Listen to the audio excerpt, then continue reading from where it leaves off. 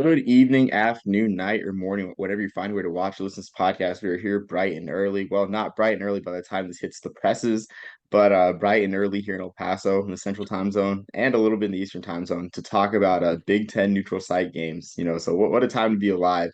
I know one of us here has a kid, but this is what we're here for, and this is what the best thing we have to do right now. So I'm joined by the Northeast, the Big Northeast podcast game, the Big Northeast talk game.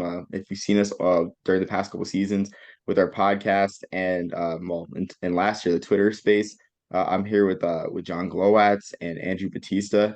Gentlemen, how's everything going? Excellent, man.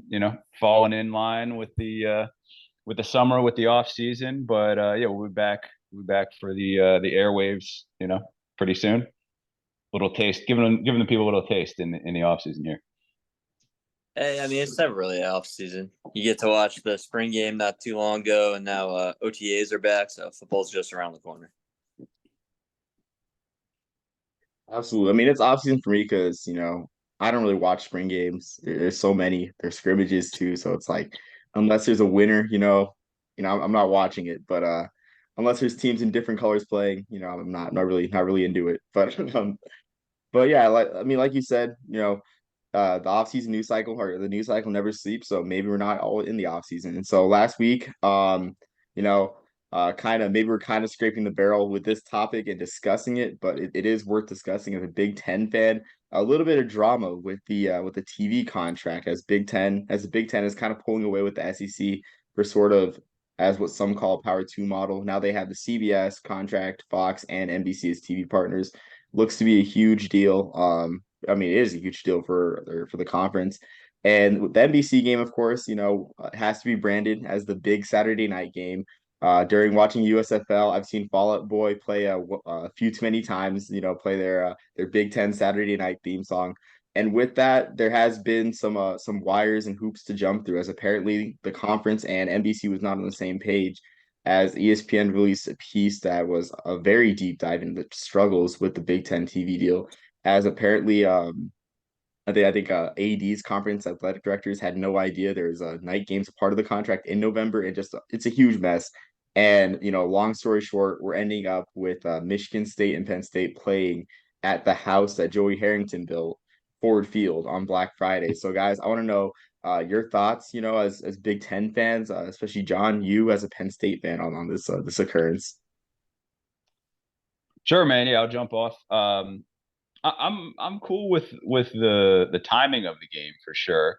Having more games spread out, I think is a good thing. Would allow more people to watch, allow myself to watch more games, especially night games. Usually the little man is asleep, so I can actually I can actually watch. The issue that I would have with it is the location. Certainly, as a Penn State fan, I don't mind going and playing in Detroit instead of in East Lansing. But if they're going to try to do this more often and play at pro stadiums or elsewhere, play at neutral site stadiums, I could see a situation where hey, the conference or at least the Big Ten East title might be on the line, and you're at a disadvantage. Instead of a home game, you get a neutral site game. So I don't. I've heard rumors as to why this went down this way. It was something about Michigan State didn't want to do it on campus with it being Thanksgiving weekend and being a Friday and not having students there and all that. So if that's the reason, and it was more of Michigan State's election to do it in Detroit, then fine. If I'm received bad information about that and it was kind of a mandate from the conference, then I'd be less enthused about it. So I actually read something about how it was also with eyes onto. I mean, I'm sure it's more into ticket sales and the ability to put on a better product, but it takes away the Big Ten weather game kind of thing, where you're going up to Michigan to play outdoors in late November. You're going to get one of the bad weathers. Like, it makes it a more realistic game. Like, you actually see what's happening, but also you take away that chance, because that's really what it's about. Like, you remember the Ohio State Michigan game from 2 years ago. I I kind of have mixed feelings towards it. I personally like this for Penn State. I think it gives them a better shot. But like you said, if you have to go to the link to play Ohio State rather than them coming into Happy Valley, I think that's a clear disadvantage. Rutgers, we're only going to a bigger venue. So, I mean, like, I think it, no matter what, kind of hurts us because we already have problems keeping uh, the she or shy, whatever that you want to call it, um, red kind of thing. So, I think it's only a lose lose for us, but I could see where Penn State might benefit from half the games kind of thing. So as long as you're guaranteeing that it's not one team just habitually losing home site advantage, I actually think it might be a good thing for the conference, if that makes sense. I know I'm kind of like making both sides of the argument, but it's kind of hard as a Rutgers fan to see like all the negatives from it kind of thing. No doubt. Yeah, and I mean, at the end of the day, it's the when you're accepting the amount of TV money that's coming in, then it's going to be within a few years, 80, 90, $100 million a year.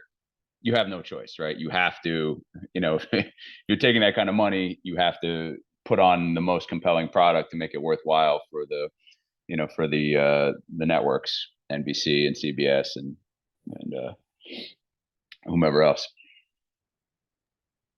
Yeah, I mean, I agree too. And then when we talk about TV money, guys, so I mean, something I didn't think about actually bad was like it possibly being a neutral home and home, which I mean would make sense, but that would require, I guess, that game being moved off of Black Friday or I guess NBC, I guess, ponying up even more money next year for them to play like at Lincoln Financial as an appetizer for Army Navy. I want to make that clear. If that game were to be played at Lincoln Financial, it would be an appetizer for Army Navy.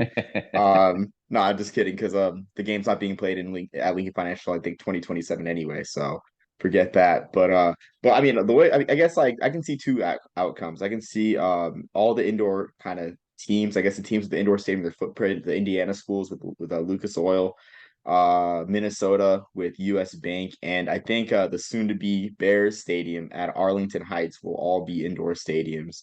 So I can see, all those schools falling victim. I guess NBC telling the Big Ten to schedule Ohio State and Michigan in November for those schools for that reason, so they have a chance at free TV inventory. I can also see, with that happening, NBC bullying the schools, that kind of bring in less revenue, like, like the Minnesotas, the Indianas, and the Purdue's in terms of football, and tell them, like, hey, we can do uneven revenue distribution if you don't move this game to Lucas Oil Stadium. So I think I love neutral site games, but I just don't know if this is the way to do it, directed by TV networks to do such a thing rather than so I have a very old fashioned kind of like bowl perspective of it, where it's like if local commerce and local officials kind of drive the move to neutral site games, I'm all for boosting local economies. I really am all for it. But if it's TV networks, TV suits, it's kind of, can kind of get kind of messy. I can totally see NBC bullying, Minnesota. Like if you go back to 2019, the Minnesota Penn State game, that was an ABC big noon kickoff, despite being arguably like the biggest game of the day. Well, second biggest to LSU Alabama, but biggest ESPN contracted game. And that being a noon game, I can easily see NBC telling Minnesota to move the game to US Bank for a primetime revenue. And so I guess one final point I'll make on this is, with the Old Oaken Bucket being a Thanksgiving weekend game, I can easily see that game being moved to Black Friday off the Saturday slate. And then you have the Old Oaken Bucket in Indianapolis, which I mean, I think the campus fans, there wouldn't be as much national outcry, because the Old Oaken Bucket's kind of a footnote, but I can see even in a year like last year where it's like Purdue needs a win to get to the Big Ten championship game, gets moved to Black Friday and moved to Lucas Oil for that result or for that matter. So that's just my thoughts on it. The other thing, Omar, that just as you're talking, I was thinking about was I could see UCLA and USC getting in on this. Then you don't need an indoor stadium. NBC says, all right, we want the game in LA either at either of their stadiums or go to the Chargers or the Rams. Yeah, no, I agree. I agree as well. I mean, we'll all see how the kinks get worked out. I think everyone's just excited for, or not excited, but just eager to see how 2024 works in terms of how the Big Ten manages their California schools before any realignment dominoes fall. Which is a segue to a topic, later on, unless you guys want to shift to that one right now. But Bat, I want to know if you have any more thoughts on this. So I was actually thinking, I was wondering with them announcing out like so early, what happens if, let's say, Michigan State turns back to the Michigan State from last year and then from before 2 years ago, just get washed in the beginning part of the season, and then Penn State rolls and everybody kind of has the outcome already in their head. Is Michigan State fans really going to want to travel to Ford Field to watch Penn State put up, 40 on them? Especially because they now have a competent quarterback. Like how that would what that would implicate for like the game, for future games, that kind of thing. There's several interesting things. And also I wanted to pick, have you guys heard anything about the contract other than the big number that we might have to be taking a pay cut because of something that was written into the contract where we're gonna have to give back money? I didn't hear about giving back money. I did hear that like the first couple years would be less than down the line. Certainly, I didn't really get into it. I'm not reading like media contracts in my spare time for for fun. So you were the actual one that I was wondering if he would, based on your background. Not me. No, I mean, that was a I don't little even do that. Yeah. bedtime stories. I don't even do that for a job anymore, so certainly not going to do it for free. But yeah, so I didn't hear about that, about giving back any money. I definitely expect for the revenue to increase as the life of the contract goes on. What was the first part of what you're saying? How do you feel about if Penn State's rolling and Michigan State's struggling, right, that travel, like that game could just be all white? Yeah, I mean, I actually expect that to be kind of the likely outcome. I'm not very high on Michigan State this year. Penn State, I think, is going to be good. It all depends on how well Alar comes in and plays as a first year starter. I mean, he did get a lot of time last year, so if Alar is what we think he can be, then Penn State's going to roll. And the only thing that could have helped Michigan State is like a freak blizzard or something like that. So, obviously, never say never, but I think it's pretty likely that Michigan State's going to be, like pretty rough, 3-8 at that point or something like that. 4-7. And Penn State's going to be 10-2 or 11-1, and it's going to be a 12 to 14 point spread. It's not going to look very enticing to the Michigan State faithful. How many of them are closer to Detroit than they are to East Lansing, I don't know, but yeah, I wouldn't expect that game to be like super well attended. Right.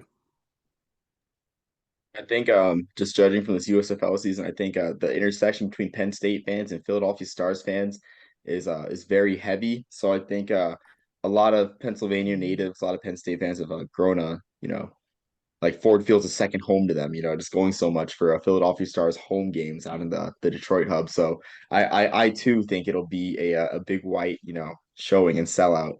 But that's just my opinion from a USFL fan perspective. But I guess so as we segued on or just mentioned earlier about expansion and realignment and just honestly shifting time zones. We want to talk about, I guess, Big 12 expansion / whatever, which I think the Big 10 kind of sounds like one of the, I guess, Cold War, Soviet Russia or America saying a bunch of stuff but never doing anything. Because one week it's, we're gonna add Fresno State in response to the Pac-12. Another week it's we're adding UConn. Another week it's we're gonna add Gonzaga and become the best basketball conference, but yet they have done absolutely nothing. So I really think they're just the guy that talks a big game without actually doing a single thing. So I mean, what do you guys want to talk about with the Big 12 expansion? So I want to talk a little bit about UConn here. There's been, I don't know if you guys have seen it all, but amongst the UConn fandom, there is a pretty big split amongst those who would, if they were to receive a Big 12 invite, split between those who want to stay in the Big East and those who would want to take the Big 12 invite. And it's pretty obviously a split amongst those who care either only or predominantly about basketball and those who are fans of the football team as well. The way that I land on it is, if you're looking into the future and you think that the ACC is going to break up and the Big 12 ends up absorbing a couple of the teams that were in the old Big East, Pitt, BC, Cuse, Louisville, and the Big 12 ends up with those teams plus West Virginia and Cincinnati who are already there, then I'm thinking the basketball, the traditional and historical and regional rivals are pretty much better in the Big 12 at that point for basketball. And then the football money obviously is no comparison to what they get as an independent. So might as well go Big 12. If you're UConn's AD and you, I don't know, get more information than we have and you don't think that that's going to happen, that the Big 12 is going to absorb, the West Coast teams and not the East Coast teams, or they're going to absorb the more Southern ACC teams or something like that, then I'd say, you know what, I'd rather them stay Big East, and hopefully the Big East can maybe pick up the Cuses, BCs, whoever gets left out of realignment, and those teams go independent in football as well. But that would be my hope. What do you guys see there for UConn and I guess a little bit for the other ACC teams? So as a Big 12 graduate now, oh, congrats, man. Thanks. I can see that it's pretty much Big 12 is that next step, like conference kind of thing. But losing OU and Texas has everybody scared. I don't think it's realistic. I think the Big 12 is actively trying to find teams that would join and make a stronger conference to kind of replace those two. But other teams such as UConn being like, let's see how they do this year. Because I think they are, two-way kind of a conference. But that could easily just backslide into just being one of many kind of thing. And that starts with Oklahoma State. So it makes sense to me for a team like UConn to kind of sit back and watch because of their basketball team. But from their football team's perspective, I would want to make that jump just to be in a legit conference. Hopefully, as you're turning that corner as a program, you can start climbing to the top of a weaker conference and start being the face of that conference. It's just, that's a hard travel. So I think that's really why UConn won't pull the trigger. I think they'd be one of the later programs to do it, although I think it would help their football program. With the ACC, I'm interested to see if the SEC gets really aggressive in trying to get those two programs down in Florida, because I think that is the cream of the crop in the ACC. And that, so with the Big Ten wanting an academic institution, Miami's got to be high in their list if the ACC falls. I think that even though they're not what they used to be, will kind of be a determining factor between the Big Ten and SEC in terms of winning the dissolution of ACC if that ever happens. So SEC could jump that if they take Miami and or Florida State. The rest of that conference just kind of implodes. There's a bunch of dominoes, and where that would sound so unrealistic. What 3 years ago, 4 years ago, it almost sounds expected in the next couple of years. It's a weird time, man, for sure. I think the Big 12 needs to make moves and needs to be aggressive at getting certain programs in for that reason, because you never know. And if you can make the argument like, hey, you could be part of this, but not have to go to the SEC East or the Big Ten East and just be forced into a mega conference with only the best teams where you're playing them in and out, and you never have that shot at going 11-0 again, and trying to set up the rest of your season. I think you can make that pitch, be a respectable conference, build a more respectable conference, and hopefully kind of market as that team that you can watch without being in the Premier League or, whatever kind of thing, if that makes sense. I know that was, again, winding. It's early here, so you gotta give me a little grace on this. Yeah, man, no problem at all. I followed that. Yeah. No, I mean, I agree with both you guys. And again, congrats on the graduation. But I think for me, from my perspective, it's like I very much hate to become this guy. I feel myself becoming like the villain in terms of like this, in terms of my perspective on this. But honestly, the money talks. If you're a program like UConn, I don't think it's gonna get much better with the Big East in terms of revenue. Like I love Big East basketball, I really do. But at the moment, each team's making 4 million a year. And UConn can't be making Notre Dame money with their CBS Sports Network contract. Like, you know, I mean, it would be nice if they did, but I really don't think that's the case. So I think honestly, like if they before they get left behind with the times, I feel like this is a move they have to make. And maybe UConn with with the clout they have with their men's and women's basketball teams, they urge the Big 12 to go after the Boston colleges of Syracuse. Um, and who else? I guess any other Northeast school to make it worthwhile for them. So maybe they do have that bargaining power. But even if they don't, I think this is the move they have to make. And I think recruiting will only get better in terms of football. I mean, you tell a guy you're gonna be playing in the Big 12 with honestly like a lot of the Big 12's core is still in the conference.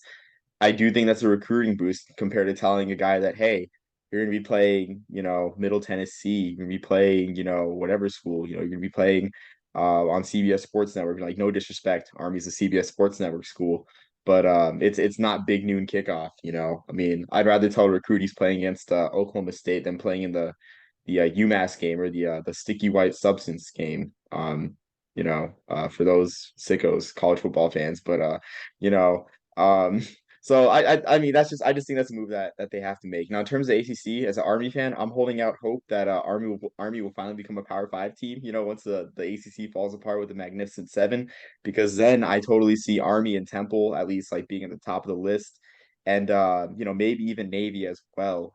With the core, and you kind of get like a Big Eastish core. We get like BC, Pitt, Syracuse, Army as a football only member, Navy as a football only member, and then Temple, and then whoever else would round that out. Whether I guess it would be trying to think, my bad, whether it be UMass too. Because I can see UMass getting a recruiting boost in basketball as well, if they join as an all sports member, not just a football member. So, that's the end outcome I'm hoping for. I'm hoping that the lawyers do their job. They find some miracle to get those teams out of that contract, and we get some service academies as Power Five schools. I think that's best for college football, in my opinion. It would be hilarious to see the service academies running the option against against the Power Five competition, or whatever we're going to call it. It's going to be the Power Two and the middle three, whatever it's going to be. So I mean, I think obviously Army and Navy aren't going to be in the Power Two, but in the middle three, or however many that's going to be, I could definitely see that happening. Yeah, I mean, you guys act like there's never been an option offense in one of the Power Fives. Georgia Tech ran it for years. They had For sure mixed results. generously called mixed results, but yeah, okay. Could be interesting with the size differential going into, let's say, the Big 12, where there you still have to play some big boys week in, week out. I wonder how that option would hold up, especially with the size problems that presents with Army and Navy. And I know they gave 2 more years to get within regs, right? One more. Well, it's not really like an ultimatum. It's just like Army saw the writing on the wall, so like they're changing their scheme up to be kind of like a gun option.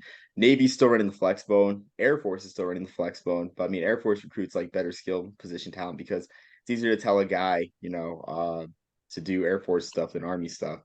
I would say when Uh, you're like mostly in the military, right? exactly. Yeah, Air Force, just I don't even know what they do at this point. I'm not going to insult anyone, so I'm just going to leave it at that. They do what they do. So I said that was a holdover from when I was working at SIL, hearing that every day. Yeah, I mean, So I agree. Yeah. let me ask you guys, if from the perspective of the Big 12, would you add UConn if they had a decent season this year? And let's say decent meaning 7-5 or 8-8 with a bowl win. And their basketball teams, both men's and women's, are looking really Like strong. Say, yeah. Would you um would you extend the invite? I would have to get more information from the other side. How did the Big 12 do this year? I don't care about OU Texas. How did Yeah. Oklahoma State, Kansas State, like Let's say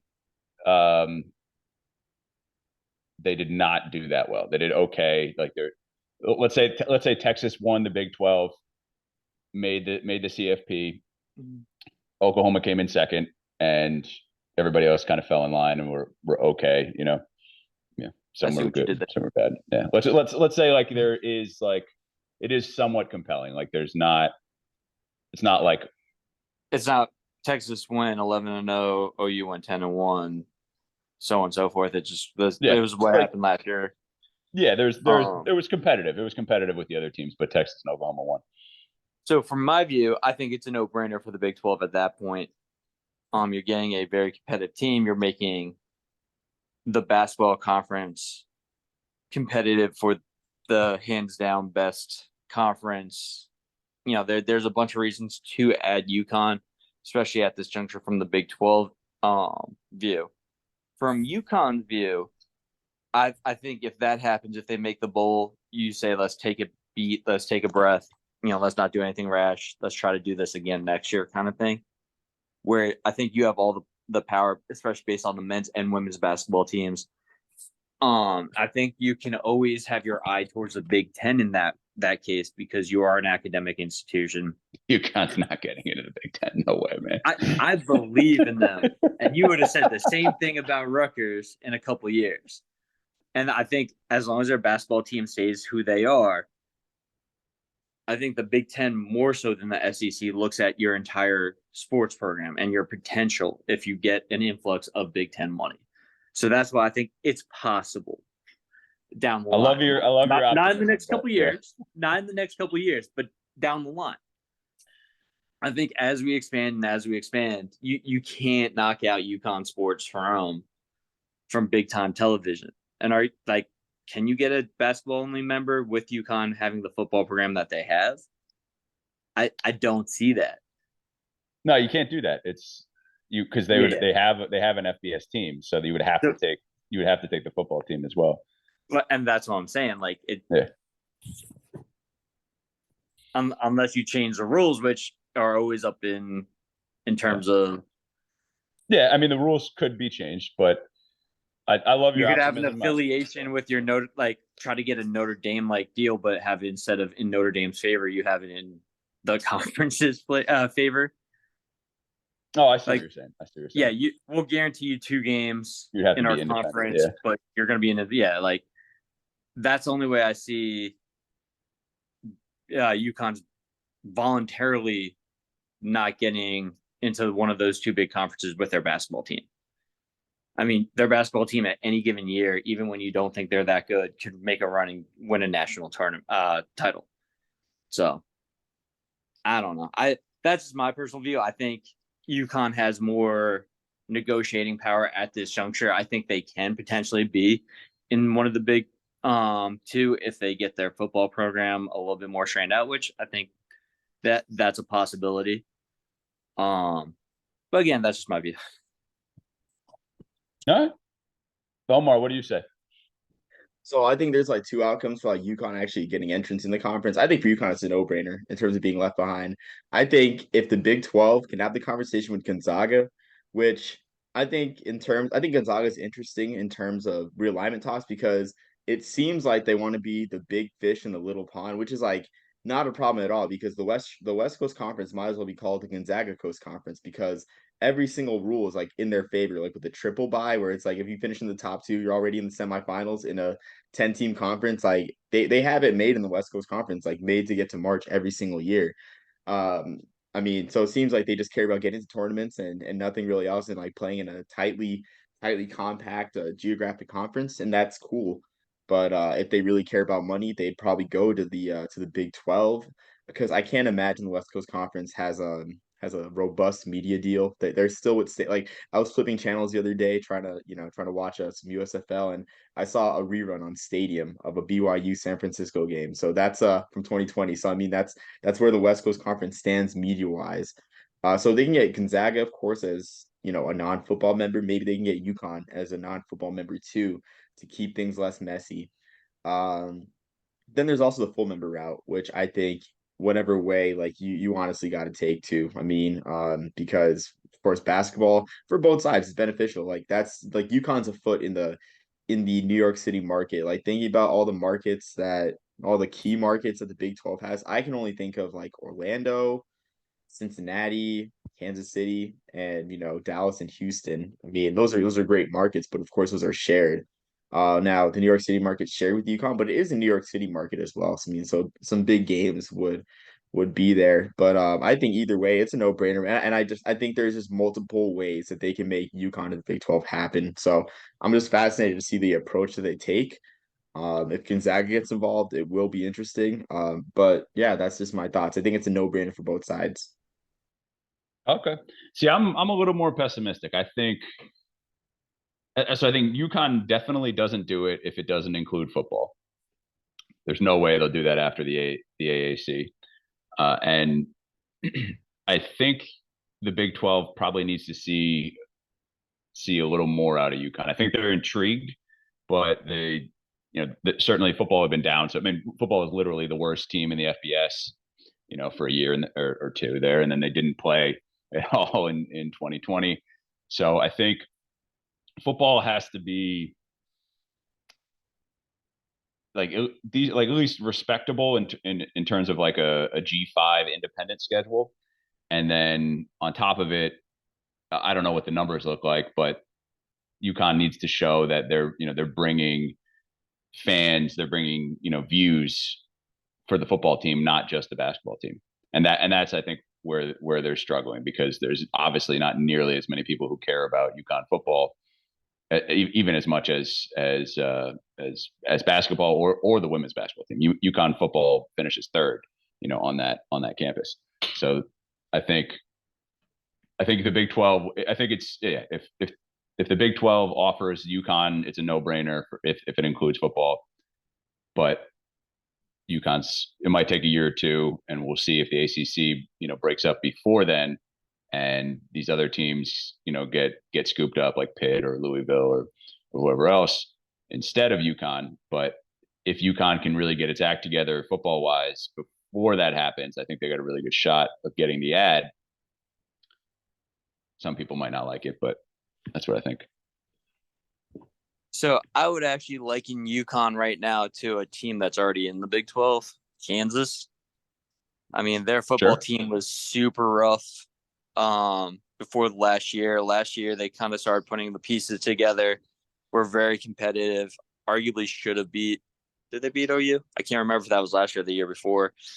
That they were hanging on. Got kind of OU ran away at the end thanks to some things in the game. But I can definitely see them fitting in. I don't think it's a prove to the Big 12. I think it's UConn knowing what they have and thinking that they can get into a better conference. I honestly think UConn has a little bit more power than the Big 12 right now.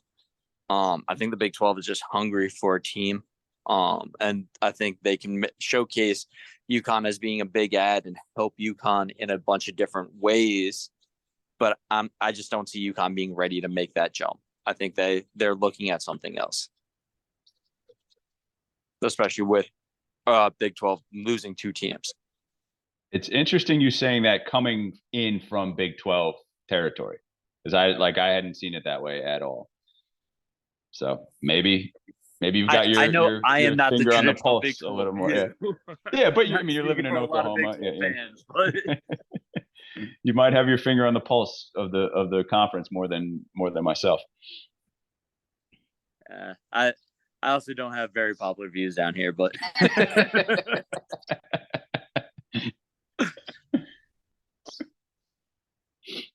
Well, I think also too another thing to think of too is like the Big 12. I think last year, like I think it was a consensus that they were like the best men's basketball conference. Like I think wasn't it like eight of Mhm. the 10 teams or something made the tournament. Then you look at the Big East as well. I mean it's a great conference, but I feel like the conference leaves much to be desired without Georgetown being good, without St. John's being good and everything. I don't know how many tournament teams they had, but I can already like name like four teams that like weighed the conference down like last year, like Butler, DePaul definitely. Even though I'm a yearly DePaul is going to the tournament guy every single year, but it just hasn't happened. And then I mean, so I think honestly, like at this point, like right now, if I were talking like right now, maybe not long term, like the Big 12 looks like the better basketball league at the moment too, especially after adding Houston as well. As much as UConn fans don't want to admit that Houston is an elite program. I think even too like in basketball, like we'll see that it's probably like the better like competitive like landing destination too. So that's my final thought. you had to hurt me by bringing up the tournament again, didn't you? Dragging old wounds again. Rutgers got jobbed there for sure. But there's always next year. At least you still got can't. Sorry. Gavin is about to set the world on fire. Can't see Yeah, man. stats early. He should be good though. He should be good. Connecticut kid. Yeah, and we might be. I got him. The latest projection has Dylan Harper coming home. Yeah, that would be sweet too. So, but yeah, I mean, I think there's a lot of that's kind of where I'm at with UConn is I think they have a bunch of good options. I think the Big 12 is going to be a very good basketball conference. Even with OU and Texas leaving, I think that wasn't their bread and butter ever. So I think you could sell the Big 12 as a basketball conference. I just don't see Gonzaga and UConn wanting to be in the same conference. That's a rough travel. And then also, yeah, it just makes it harder for both of them where they're playing top down normally. Now you have another one that could set you back for the rest of the year.